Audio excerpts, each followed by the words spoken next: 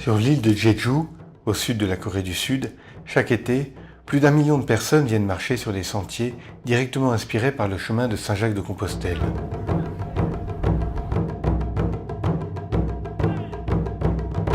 Ces chemins ont été baptisés par leur fondatrice Jeju Ole.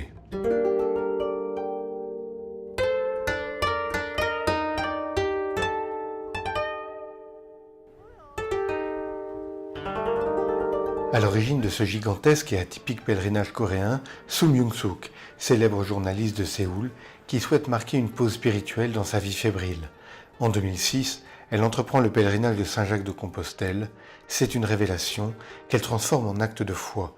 Soo décide de faire souffler sur son île natale de Jeju l'esprit de Compostelle, pour ses contemporains, plutôt arrivistes et hyperactifs. Ils ont un besoin de se reconstruire, je dirais, très rapidement. Et la marche est un moyen.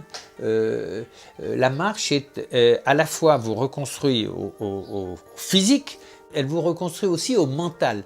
La marche est une activité plus spirituelle que sportive.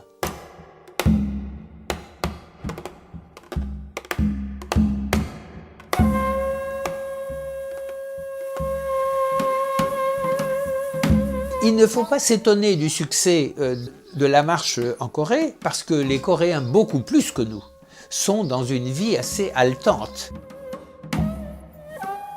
Le cheminement a été inventé par toutes les religions. C'est-à-dire que vous soyez musulman, que vous soyez bouddhiste, que vous soyez chrétien, on vous incite depuis des siècles, parfois depuis des millénaires donc, à marcher, et à marcher vers un lieu symbolique. Mais cette marche, précisément, est une recherche de spiritualité. Ce qui compte dans la marche, ce n'est pas le but, c'est le chemin. Et effectivement, c'est le long du chemin qu'on se construit.